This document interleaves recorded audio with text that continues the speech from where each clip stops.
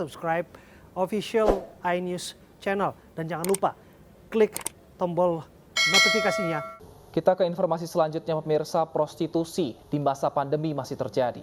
Kali ini polisi mengungkap 2 kasus prostitusi di Bogor, Jawa Barat yang melibatkan sepasang kekasih. Sementara di Tangerang Selatan, Banten, polisi mengungkap kasus prostitusi yang melibatkan artis Sintiara Alona.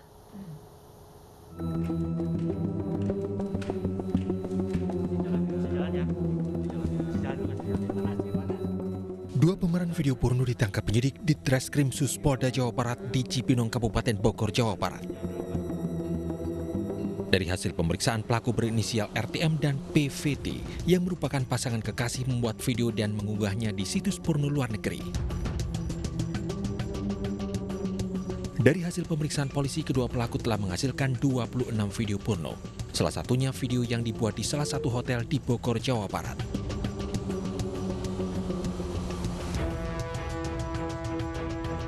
Polisi menyita barang bukti berupa pakaian, kacamata, serta tas. Dari hasil pembuatan dan penjualan video, kedua pelaku mendapatkan sejumlah uang. 26 video sejak bulan November 2020. Ya, mengapa mereka melakukan hal ini? Ya, dengan alasan seperti biasa, karena ya kebutuhan ekonomi.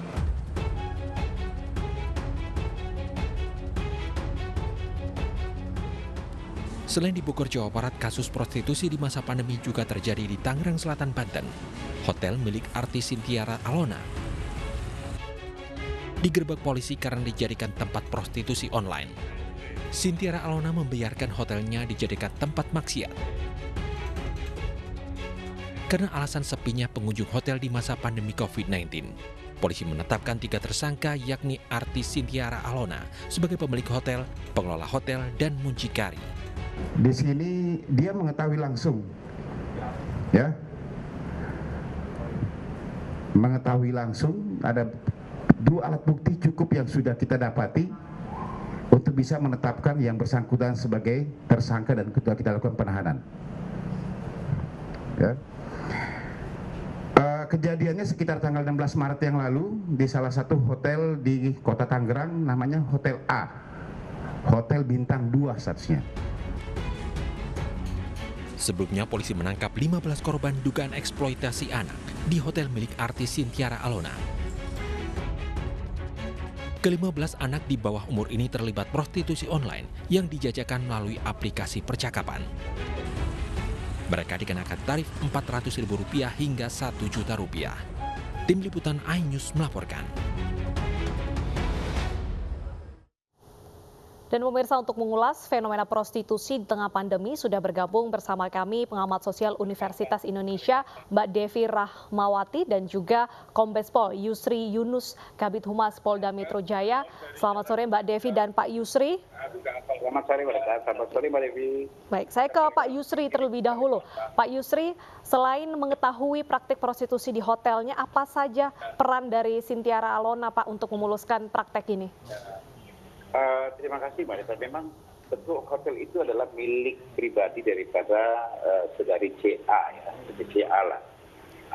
Yang dia kenapa kita lakukan dapat sebagai tersangka dari kasus penahanan, karena memang saudari CA ini pertama mengetahui, kemudian yang kedua juga memuluskan para korban-korban. Kita menganggap sekarang ini 15 orang ini adalah korban terhadap prostitusi online, ya, dengan tersangka ya sudah kita amankan 3 termasuk CA ini. Kemudian dia yang mengetahui juga menyampaikan kepada pengelola hotelnya yang merupakan adiknya sendiri, untuk setiap orang-orang yang memang misalnya tidak ada tamu hari ini, terus sebaiknya dirayu, udahlah nggak usah pergi, nanti masalah bayar gampang lah gitu. Jadi ini semua terbukti melalui chat yang dia di HP-nya sendiri, tersangka sendiri yang kita temukan, kemudian itu dijadikan tersangka. Baik, Pak Yusri, bagaimana cara tersangka menggoda korbannya? Di sini ada 3 tersangka yang kita amankan. Yang pertama adalah mucikarinya. Mucikarinya ini adalah dia yang mengendalikan para korban-korban, korban ini untuk dipasarkan melalui media sosial yang ada, melalui satu media sosial, ya, aplikasi MyChat lah misalnya. Nah, kemudian dipasarkan keluar, kemudian juga diberikan tarif yang ada yang sudah ditentukan, dan ditentukan hotelnya adalah hotel A. Kalau memang sudah ketemu, ada hidung belang yang sudah kemudian ditentukan bahwa tempatnya adalah di hotel A, di kamar sekian. Makanya ada 30 kamar di hotel ini, semuanya penuh. Isinya adalah para korban-korban yang sebagian besar, di 15 orang saja ini adalah anak-anak di bawah umur semuanya. Gitu, Mbak. Baik. Pak Yusri, untuk korban ini sendiri, apakah mereka terlibat dalam praktik ini dengan kesadaran mungkin karena motif ekonomi atau mereka dipaksa dengan motif perdagangan anak di bawah umur, Pak?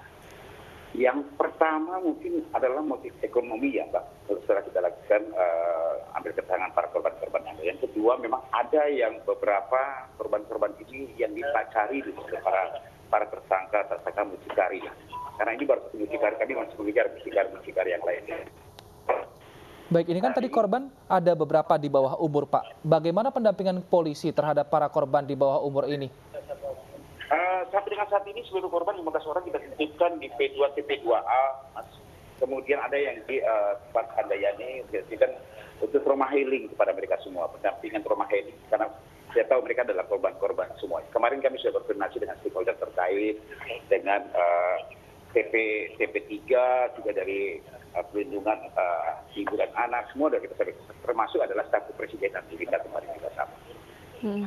Adakah mucikari yang mungkin masih dalam tahap pengejaran, Pak? Ya, betul. Ada beberapa yang masih kita lakukan pengejaran terhadap mucikari yang lain, karena memang di sini kita lihat bahwa mereka yang tersangka mucikari BA ini bukan 15-nya dia pegang, ada cuma beberapa orang saja. Ada juga yang beberapa dari korban-korban ini juga melalui mucikari yang lain, yang semuanya memang sudah berkoordinasi dengan pihak hotel ini untuk bisa jadikan tempat hotel tersebut untuk melakukan prostitusi. Baik.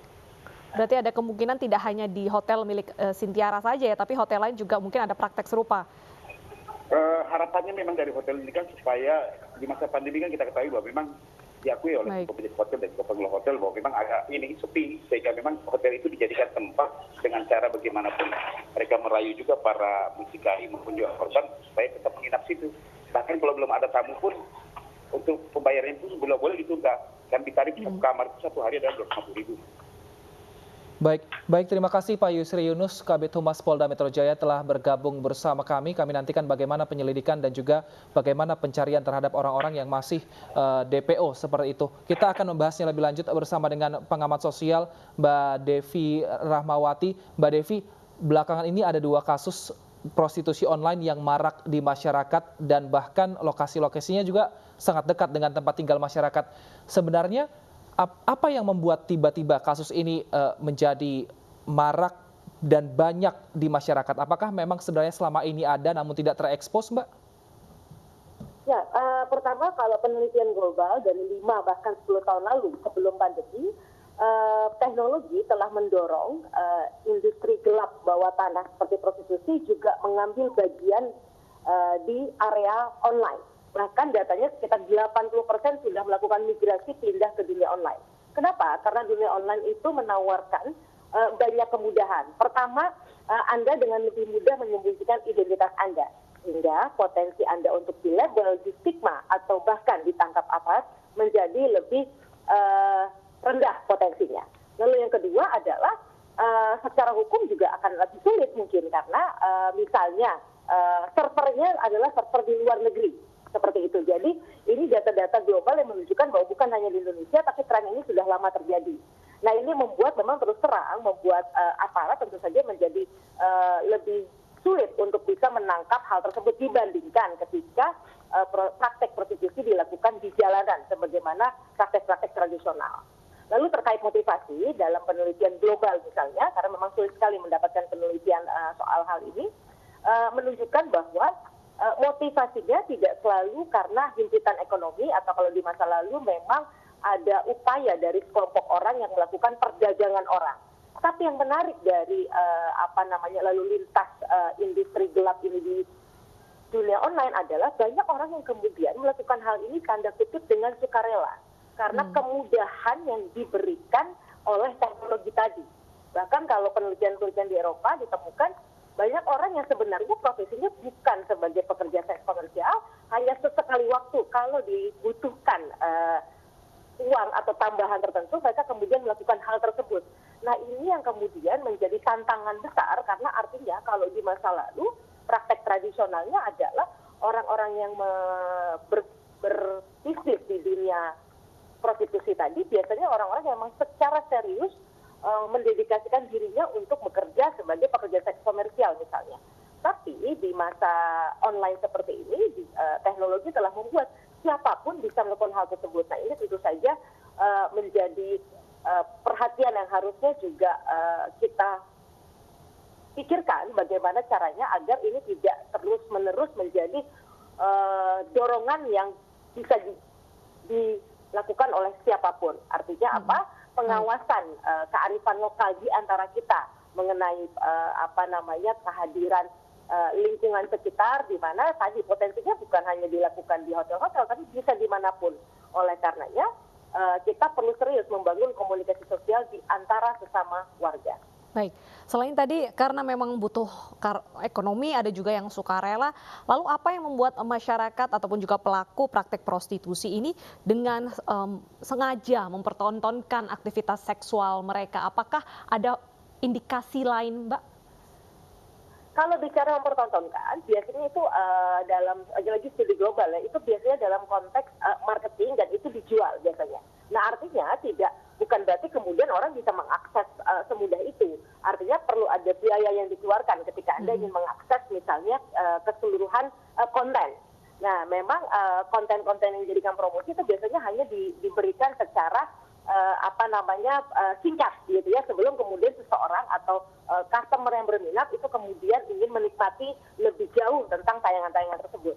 Artinya ini memang dikelola secara serius karena mengingat data global menunjukkan ini salah satu industri yang menghasilkan keuntungan yang luar biasa besarnya sampai miliaran dolar. Jadi artinya ini bukan satu bisnis bawah tanah yang sederhana, ini yang sangat rumit dan memang ada banyak orang yang mengambil keuntungan dari hal ini. Artinya bagi yang memang menjadikan ini sebagai tumpuan profesinya.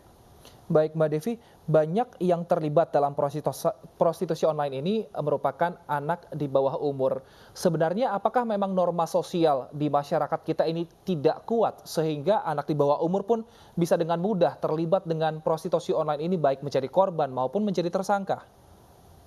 Ya, kalau bicara soal anak tentu saja ini akan menjadi sangat kompleks. Saya sepakat dengan Bapak Polisi bahwa mereka adalah korban karena harusnya tidak mudah bagi seorang anak kemudian masuk dalam jeratan perangkap orang-orang dewasa kalau kemudian orang-orang dewasa yang ada di sekitarnya itu betul-betul melakukan pengawasan dan juga merangkul dengan penuh kasih sayang anak-anak ini.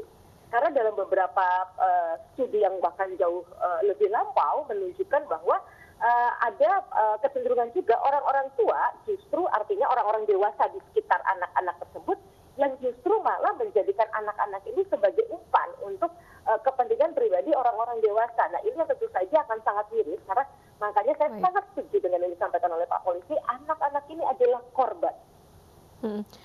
Mbak Devi, apakah jerat pidana cukup untuk menghentikan kasus ini? Begini Mbak, artinya kita tahu bahwa hukuman pidana adalah salah satu cara. Cara yang paling baik adalah kita melakukan pencegahan. Pencegahannya adalah kita harus sadar kita semua punya potensi baik itu diri kita ataupun keluarga kita menjadi pelaku ataupun korban. Yang mana saya yakin tidak ada satupun keluarga yang menginginkan hal tersebut. Oleh karenanya kita harus segera membangun alarm sosial kita bersama-sama. Artinya apa? Bisa jadi anak-anak keluarga kita sendiri yang kelihatannya berada dalam satu rumah, satu pengawasan, belum tentu kita bisa benar-benar serius mengawasi mereka. Oleh karenanya kalau kita membangun kerjasama di lingkungan sosial, kita bisa saling mengingatkan. Mudah-mudahan ini salah satu cara untuk memastikan bahwa potensi-potensi tersebut dapat kita kurangi, bahkan mudah-mudahan bisa dihilangkan. Baik, artinya lingkungan sosial termasuk keluarga ini bisa mencegah terjadinya prostitusi online ini ke depannya dan semoga tidak menimbulkan korban-korban baru di tanah air. Terima kasih Mbak Devi Rahmawati, pengamat sosial dari Universitas Indonesia telah bergabung bersama kami di iNews Sore.